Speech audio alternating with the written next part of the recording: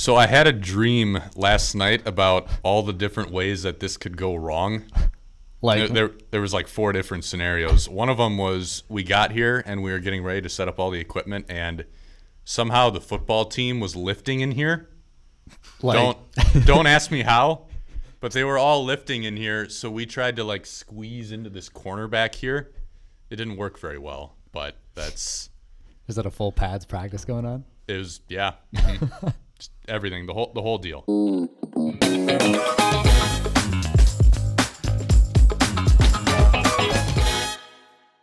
All right, it is 10:28 on Thursday, February 9th. It's 36 degrees out right now, but the real feel is 27. It's raining outside. It's kind of a nasty day out there. It was nice yesterday. Today's not very nice, but that's okay because we are in the confines of R162 in the Rex. We got a new setting for this pod, and that's partially because we have a very special guest for this edition of the WLC Sports Pod. We have Mr. Adam Heinzen with us. Thanks a lot for having me, guys. I've heard a lot about the podcast, and as much as I delayed the email request, here we sit. Oh, that's all right. We were happy we could get you on here. We said this is a big get for the pod. Yeah, definitely. Adam basically lives and breathes WLC sports. In fact, why don't we just get right into it? You want to tell our viewers about all of the different hats you wear here?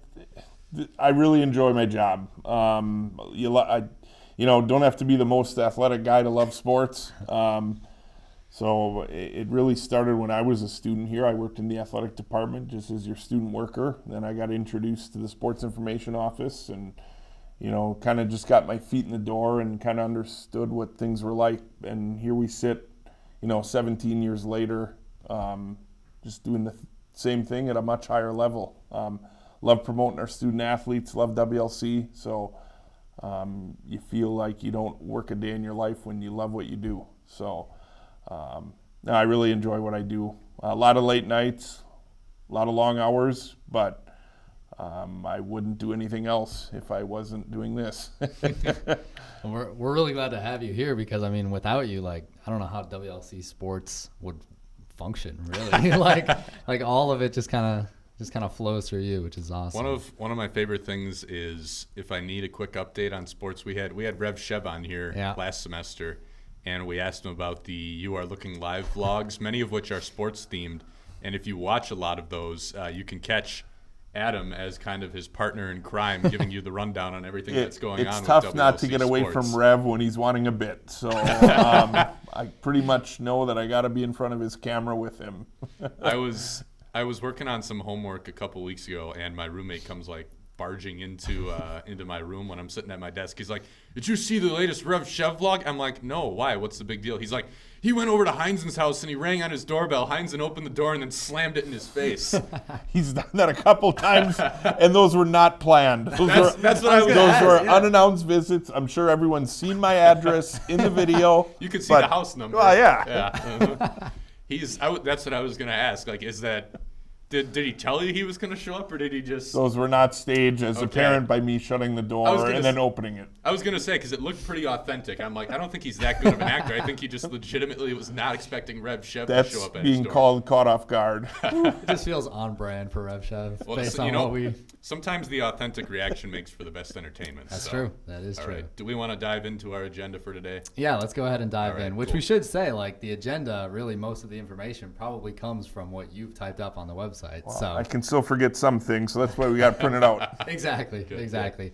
All right, first thing I think we should dive into quickly actually is about a fall sport. We have football because we have Ty Castillo declaring for the NFL draft, which is obviously a pretty big thing for WLC.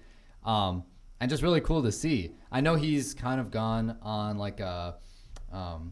he's very passionate about letting guys from smaller schools have a chance. And that's why he really believes in going forward and doing this and declaring for the draft. So I think it's a really cool thing that he's just going forward with it. He released a statement on Twitter just thanking the coaches, the staff here at WLC, the rest of the team, and just said it's been a dream of his since the age of 6 that he wants to do this and that he's declaring. So I think that's really, really awesome to see. It's something really cool for the school to be able to say that they've had a student athlete that has taken that step. So yeah, that shows a lot about Ty's work ethic. He led Division III in tackles a year ago, and he was a first-team all-conference performer this year. So really cool for him, and you just never know where that could take him. If it leads to that, or if it leads to playing at a high level overseas somewhere. Obviously, he wants to continue his football career, and we'll see where that lands him. Yeah, exactly. Best of luck to him as well in whatever endeavor he reaches next. Yeah, so I guess now we can move on to a sport that we plan to cover first in this episode because I may or may not have kind of neglected to add it. John dropped the ball on the agenda plan. Yeah, for the last episode, I fumbled the bag, which is especially bad considering that my roommate is on the track team, and I don't know. I didn't really. Maybe you have some kind of anti-track agenda. Do I? Are you biased against the track people? The people need answers, John. I don't think so. I mean, Okay. again, my roommate is on the track team. All right. Like, I don't You have. guys talk. No, we avoid each other at all costs. yeah. Yeah. No, but I guess we'll dive right into men's track first. Their most recent meet was at Grand Valley State in Allendale, Michigan, and they had a total of 16 PRs at that meet. 4 of those were in the 3,000 meters with Peyton Hartman, a guest that we had. Former podcast Yeah, guest. former podcast guest. Got to plug That's all the why. former podcast guests. Any podcasts or PR? I mean, Yeah, exactly. Yeah. We said this in a previous episode. It's like the opposite of the Madden curse. Like you show up on the pod, you know that you're going to perform Unless you're Isaac Stellick and you sprain your ankle a couple days after Yeah. appearing on the pod. But True. Yeah. he Hopefully. doesn't. That's an exception. Yeah. Hopefully we're gonna- nothing like that happens again. We're gonna write that one off as just a one-off. So that's Yeah, not. exactly. But it seems to have worked for Peyton. He took 3rd place with a PR in the 3,000 meter. Zeke Mitchell took 3rd place in the mile run. And then a lot of the other guys on the team also did really well. So that was really cool to see. This Saturday, so again, before this episode comes out, so you'll be able to go on the website and check it out. They have the Dick Hendricks Invite at Ripon. And then their next event is the Panther Tune-Up, which is hosted by UWM next Saturday. And then looking forward a little bit, the NAC Indoor Championships on February 24th is when those start. I think it's really cool that they get to like compete with schools like UWM, like D1 schools. I know track's a little different than... track is unique in that way. You know, there's not a whole lot of difference between a really good Division III athlete and a mid-major even, or a Division II athlete in a lot of events. I look at Kendra Schumacher from last year. Exactly. She competed.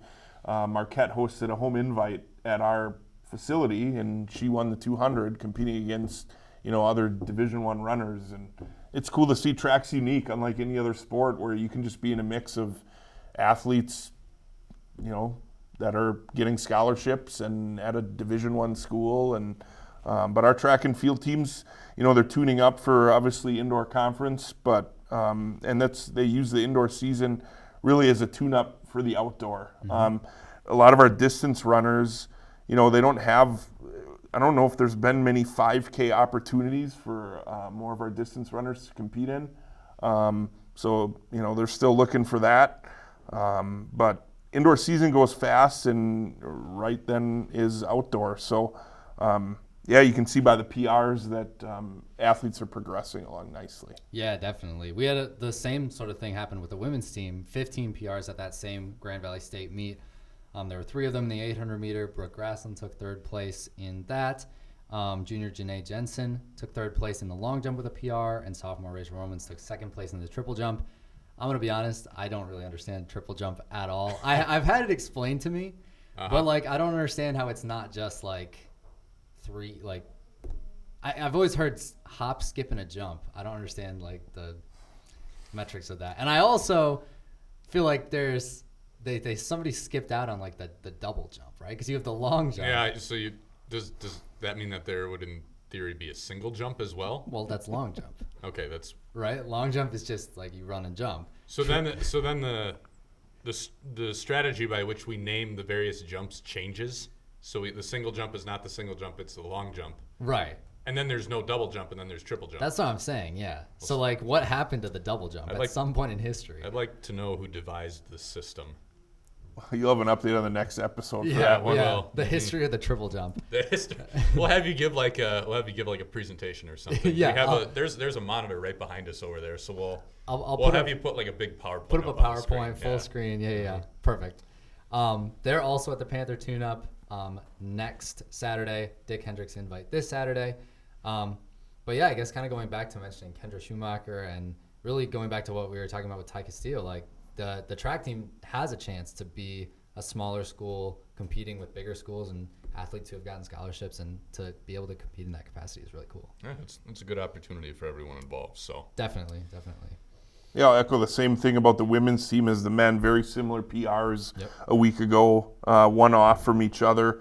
Again, kind of the same thing, athletes progressing along with 3 indoor meets left before the outdoor season begins in March after spring break. So Yeah, definitely.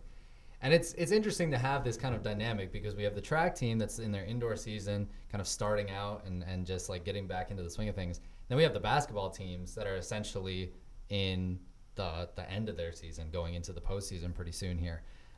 So talking about men's basketball, their most recent game, they took a tough loss against St. Norbert's. It was 60-66. It was a pretty close game. And before that, they hadn't lost since December. It was their first loss in 2023, was this past game against St. Norbert's on Tuesday, which is crazy when you think about it. They went on a really great run. So they're currently second place in the NAC. They're tied in record with St. Norbert's, but obviously St. Norbert's has the upper hand with the win. But they did clinch a playoff berth, which is awesome. They did birth a playoff clinch. Yeah, they did birth a playoff clinch. there's an asterisk by their name, and that's all that matters. We actually split the season series with St. Norbert, and if we do win out, we will be the number 1 overall seed in the tournament. But yeah, there was a 9-game winning streak. Even Tuesday night's game was really fun. It was a great college basketball game, great atmosphere. It was great to see so many students at the game. Just fun environment. I know the guys appreciate playing in front of a crowd like that, as would any team.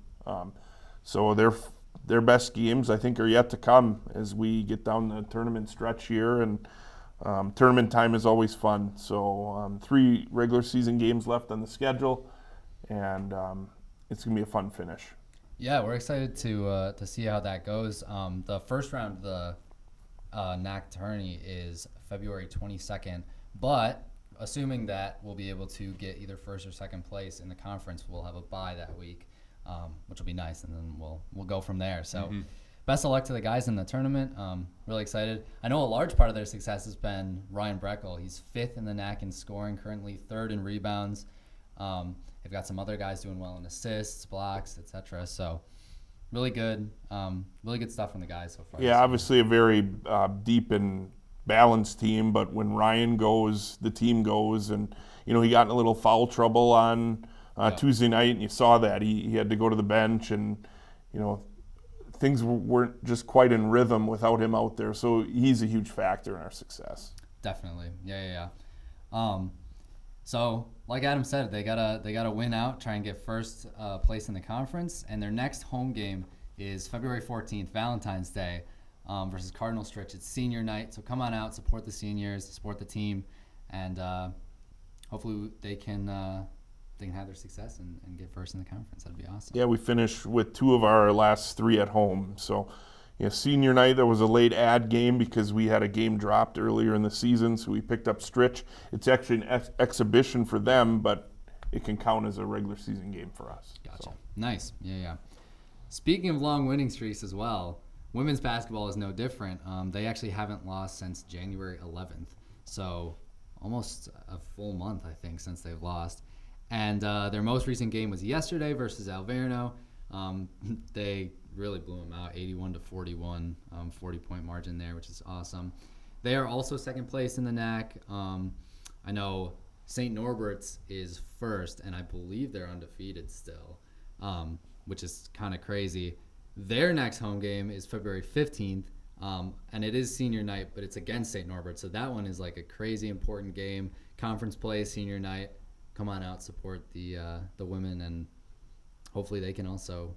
They haven't technically clinched the playoff berth yet, but I think they have a pretty good shot at it. Yeah, they've won 8 in a row. We're one of 2 teams in the league to clinch a berth. That matchup against St. Norbert could be a preview of the tournament title game next Wednesday. Green Knights haven't lost a conference game all year, but we were their closest game. We went up there early January and only lost by 3. It came down to the last shot, actually. So it's bound to be a great matchup.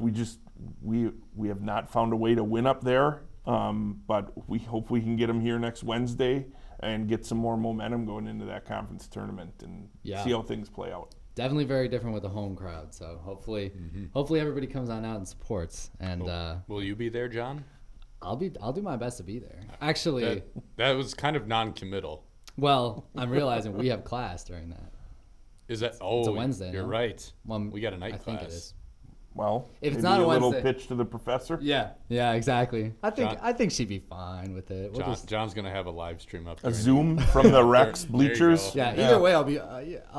He'll figure it out. Don't watch this professor, but I'll be. I'll have it on my computer. I don't live think Trish stream will care that much. No, I think she'll be fine. But yeah, and then I guess the first round of the NAC tournament for the women is February 21st, day before the guys. So hopefully we'll have a bye week there for the women as well. Yeah, both teams, you earn that bye. You play so many regular season games that 1 and 2 seed come tournament time is so important. Gives you an extra day of rest, one less team to prepare for, and whoever wins that first round game is coming to your place for that semifinal. So yeah, for sure. I think that's most of what we have to say about basketball. Do we want to move on to men's volleyball? I think so. All right. So it looks like they have a 3-5 overall record. They took their third ever program win in straight sets against Trinity International. Before they took 2 tough 0-3 losses to UC Santa Cruz and Lakeland. UC Santa Cruz is, I think, ranked number 10, I saw. So that's a really tough opponent for them. We've talked about the Banana Slugs at length in other episodes. Mm-hmm. Yeah. There are no other nicknames in the country, so unique. The Banana Slugs. Yeah, exactly. I respect the creativity. So. And Lakeland, I think that the 0-3 score is misleading because looking at the box score of that, each set was really close, within 5 points about. That was tough. You look at the score 3-0. We had a couple late leads, and in both the first and second set there, we actually had a 23-20 lead in set 2, which we just couldn't close out. But you know what? It's good for those guys to get the victories that they've had already, especially early on in the season. They took that trip out to New York, got a couple wins, got some confidence, came back here to get one, and they have 4 matches coming up this weekend, another opportunity to add to that win total. This weekend they have the IWU Invitational hosted by Illinois Wesleyan, and I guess the program is still building, and so to take any wins and to take any victories or even have just like the close losses is a big step forward. I wanted to note something especially because while looking at Lakeland's recap for their team. I don't like the smile that John has on his face as he's bringing this up. It sounds like something bad's coming. It's not anything bad. But as I was reading it, the first player that they mentioned was a player by the name of Ben Busalacchi, or Busalacchi. I'm not sure how to pronounce it. Mm-hmm. And he led the team in kills, and he had like 5 service aces. And I was like, that name sounds really, really familiar to me. Last year, I played Ben Busalacchi in tennis. He was like their 4th singles player. And I won.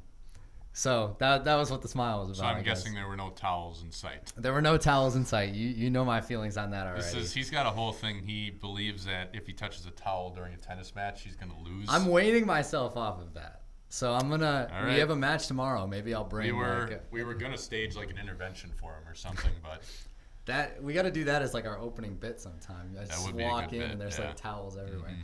Yeah. What's the deal with that? So I guess it's just kind of like from the situation of there have been a couple occasions where I've been playing an opponent, whether it's mostly outside of match play for WLC. It's mostly just outside competition. But my opponent will offer me a towel just because, tennis players use towels all the time. And I'll always take one to be nice. And then as soon as I grab it and use it at all, I play terribly after that. It's totally like the match starts to deteriorate. Yeah. The towel absorbs your tennis talent. Yeah. It's like It's like in Space Jam where they like extract the talent from all the NBA players. I'm not gonna lie, I've never seen Space Jam. Oh, you've never seen Space Jam? I've never seen Space Jam. It's definitely one of those things. It's like How have you never seen Space Jam? I'm not a basketball fan, and I've seen Space Jam. I've never seen Space Jam. Really? No. I don't watch a lot of movies. Really? Well, Wow. fair enough. But I just thought it was interesting to note that I had like a personal connection with the game against Lakeland for men's volleyball. And he's never seen Space Jam. And I've never seen Space Jam. That's the more important. That's really what everybody's going to take away from this. I don't even think it's a great movie. I'm just surprised that neither of you have seen it. Well, did you watch Space Jam too? No. I know like I the heard that was soundtrack. terrible. I was. What did you say? Soundtrack, but Oh. Yeah, I know. Michael Jordan. He was. Well, in it. I hope you know Michael Jordan. So. Well, I know. I'm not saying I know who he is. Like, Yes, you know who he. Yeah. Yeah, you know what I mean. But yeah, going back to men's volleyball. Next home game, March 4th versus Benedictine. Like we always say, come on out, support Warriors supporting Warriors. they got quite a bit of time off, nearly a month before they're home again. So Yeah.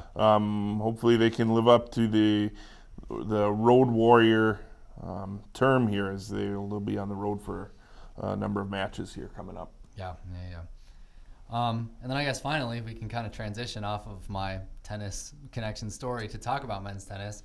We started our season just this past weekend. We traveled down to Mount Vernon, Iowa. We played Cornell and Northwestern, not the D1 equivalents of those two schools, which I think is funny that they just both happen to have like higher up, better teams. We did not play those.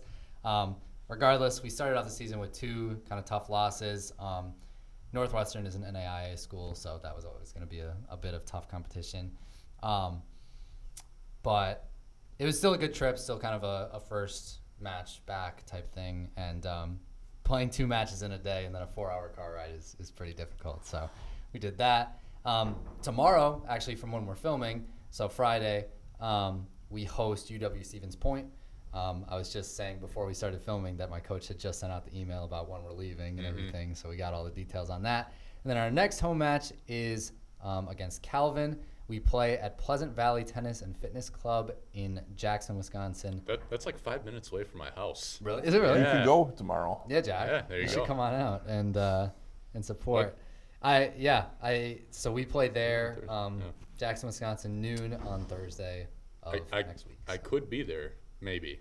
You should. If I wanted to. You should. I don't know if I want to. How are the fans at tennis matches?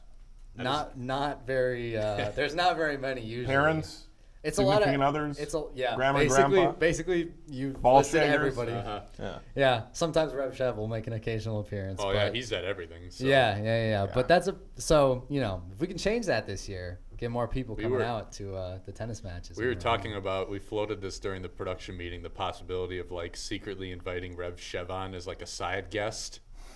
Like, wait, we did? Yeah, remember? Because I was talking about how like him and Adam are like a tag team. Oh, right. Like a dynamic duo, so. We really, our first bit should have just been to recreate the Are You Looking Live with this door, and it's just Rev Shev knocking, and he just like opens the door. That was a missed opportunity. Yeah. I'm sure he would have been more than willing to He do it. He would have done too. it. I know he would have done it. He was, yeah. The preseason poll for men's tennis actually will come out this afternoon. Okay. I know you guys played a handful of matches in the fall. Yep. But this is kind of where the heart of your season is. You're playing conference opponents. Definitely.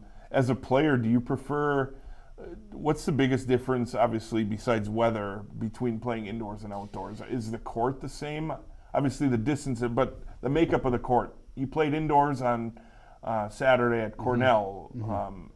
Does that kind of surface affect how the match is played? Yeah, so I mean, like, really each court is at least a little bit different from each other. Some, the ball bounces like higher and travels faster. Some are kind of slow courts where it's harder to get pace on the ball. And I mean, really playing indoor and outdoor, the transition between the two is the hardest thing because when you're indoor, obviously you don't have to deal with wind at all. You can hit the ball harder, faster. But like when we go down and we play at Concordia this year, and their courts, I mean their campus is right on the lake, so it is always windy there. I remember last year 2 years ago we went to play there, It was 70 here. We got there, it was 50 and super windy. That's crazy because last spring the weather was absolutely terrible for baseball, so we hardly played any games, legitimate home games on our field. So our home away from home was basically Concordia. We played on their turf field all the time. And you got to dress as if it's going to be like 30 degrees colder when you're playing right off the lake like that. It's crazy. And it really makes a difference. I remember my freshman year, I played somebody from Concordia who was definitely like much better than me.